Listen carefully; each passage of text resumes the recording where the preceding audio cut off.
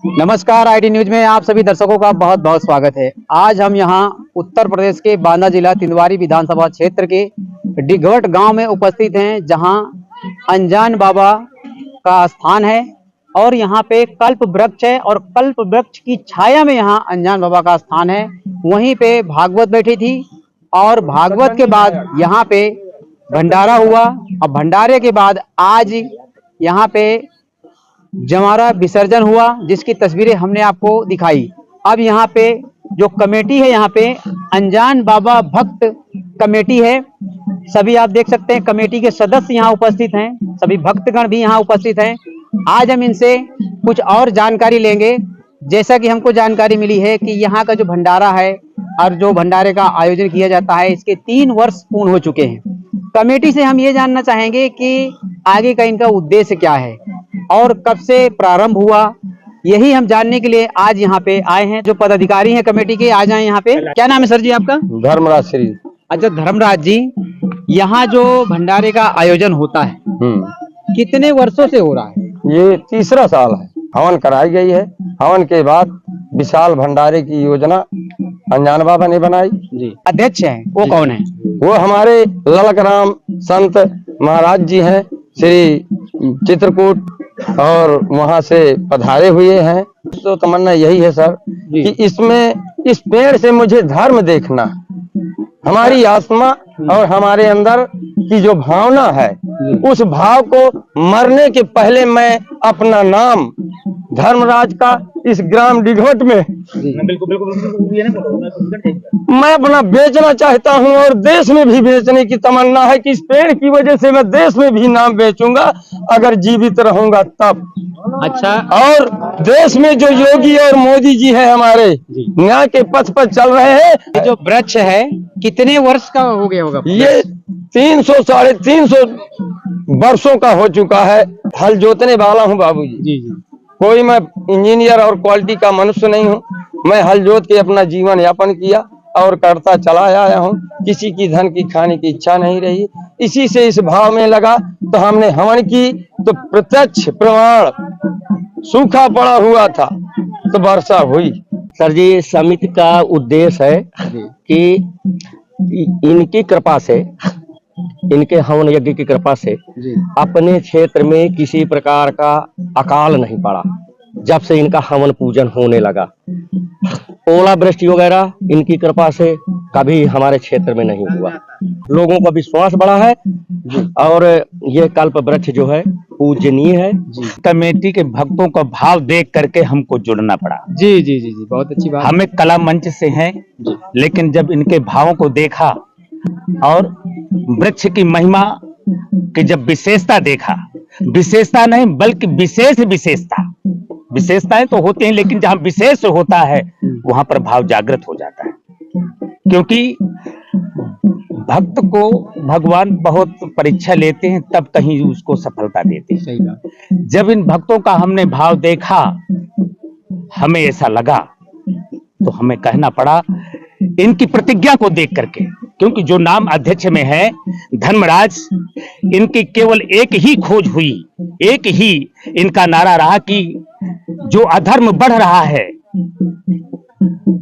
और ये धर्म घट रहा है तो घटने न पावे, धर्म का उत्थान हो और अधर्म का क्षय हो।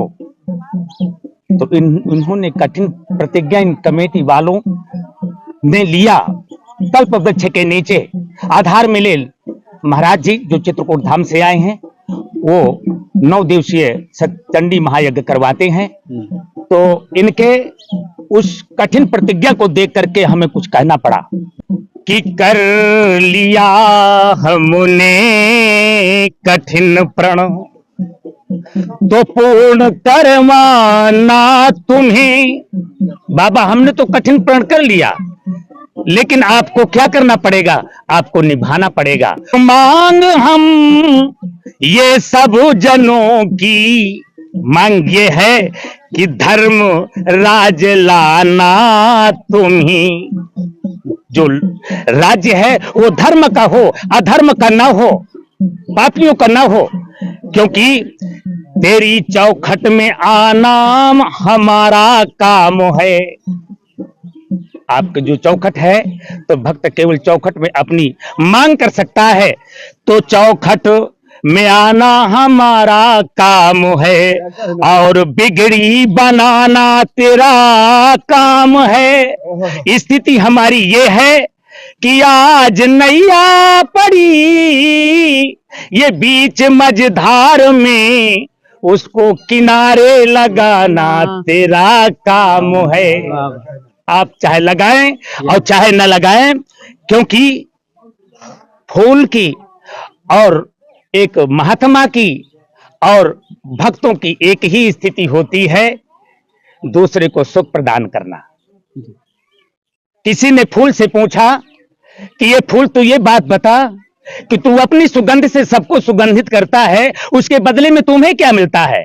तो पुष्प ने बहुत सुंदर उत्तर दिया कि लेने और देने को व्यापार कहते हैं, और जो दे करके न ले उसे प्यार कहते हैं।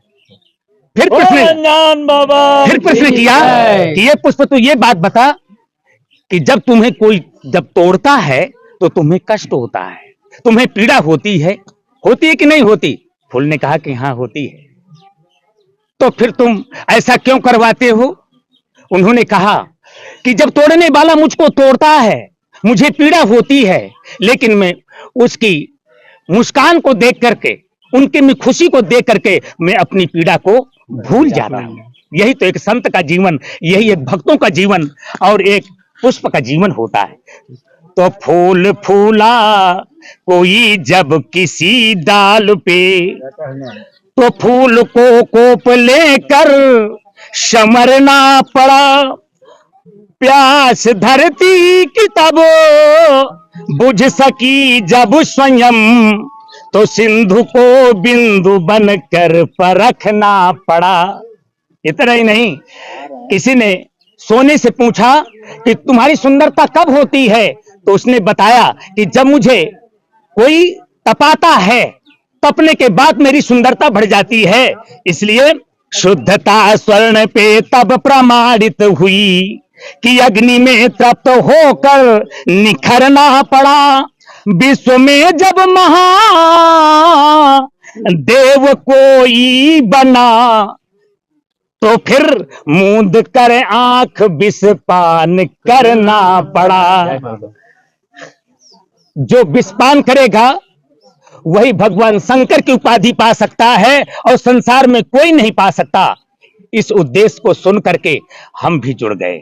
आज बिछड़ने का समय आ गया, क्योंकि जो आया है उसको एक दिन जाना पड़ेगा, वो जाने का समय है। भगवान से कामना यही करते हैं कि ईश्वर फिर वही समय दे, और ये भी कामना करते हैं कि जो भी है भगवान को सही सलामत रखे, और फिर तो ईश्वर की महत्ता है, यही हमारी। जी, बहुत बहुत धन्यवाद आपका। तो आपने देखा यहाँ पे कि आज सभी की विदाई का जो है दिन है। बाकी आशीर्वाद अनजान बाबा का है, कल्प वृक्ष है, इसमें जो मनोकामना अपनी मानता है वो पूरी होती है। सर हम ये कहना चाहते हैं, अनजान बाबा में जो पुरानी परंपरा के अनुसार देखा ये कल्प वृक्ष, तो हमें बुजुर्ग लोग यही कहते रहे कि इनमें सत्यता है, तो हमारी मनोकामना इनके द्वारा पूर्ण हुई। बहुत बहुत धन्यवाद आपका। इसके विषय में जानकारी ये है सर जी। कि ये पूर्वों से कब से वृक्ष खड़ा है। इसमें कुछ धर्मराज दादा की ऐसी भावनाएं आई कि हमको भी सामने उसमें शामिल होना पड़ा। भक्तों को कि खाना भी नहीं खाते, उसी में लगे रहे। कल्प वृक्ष जो है कहाँ पे है? कई स्थानों को बताया, राजस्थान, महाराष्ट्र, एक शायद हमीरपुर में भी सर्च किया था। अच्छा। आए थे आपके साथी लोग आए थे पर साल, तो उन्होंने सर्च किया था तो बताया कि कई लोग जगह है, प्रयागराज में है, हमीरपुर में है, और राजस्थान महाराष्ट्र के लिए बताया था। जी। अच्छा, बांदा जिले के अंदर ये पहला स्थान है जो बांदा जिले के अंदर पहला स्थान। तो हमारे बुंदेलखंड के बांदा जिले में कल्प वृक्ष का ये पहला स्थान है जो अनजान बाबा के नाम से जाना जाता है। और आपको बता दें कि ये तिंदवारी विधानसभा से कुछ ही दूरी पर डिगवट गांव है। डिगवट गांव से जुड़ा हुआ ये अनजान बाबा का स्थान है। अब इनका उद्देश्य है कि आगे ये कमेटी मजबूत बने। सर आप क्या कहना चाहेंगे? मैं सबसे पहले अनजान बाबा के चरणों को सादर प्रणाम और नमन करता हूँ। और ये एक बहुत ही दिव्य स्थान है। ये एक ऐसा स्थान है जो हमारे जनपद में कहीं नहीं पाया जाता। पहला स्थान ये अनजाने बाबा के नाम से। यहाँ अच्छे अच्छे लोगों के मर्ज रोग भी सही होते हैं। और यहाँ पे सतचंडी महायज्ञ होती है, 7 दिनों की महायज्ञ होती है, जिससे क्षेत्र का और इस खेरे का अत कल्याण और भगवान सबका भला करते हैं। बकाया इस भंडारे की जहां बात आई, ये कमेटी के साथ साथ हम लोग भी क्षेत्रवासी हैं और ये भरोसा दिलाते हैं कि आने वाला समय ये भंडारा नहीं, ये भव्य भंडारा होगा और जो भी उनकी आशीर्वाद हमको मिलेगा उस आसार हम लोग आगे भी बाबा जी के चरणों में श्रद्धा सुमन अर्पित करेंगे और यहाँ एक कुटिया भी बनाने का काम किया जाएगा जब परमात्मा ने अपना आशीर्वाद दिया। बहुत बहुत धन्यवाद आप सभी का और कमेटी सदस्यों से लेकर सभी का। तो आपने यहाँ देखा कि यहाँ जो 3 वर्षों से जो कार्यक्रम जो भंडारे का आयोजन शुरू किया गया है, इसे भव्य बनाने की पूरी तैयारी है।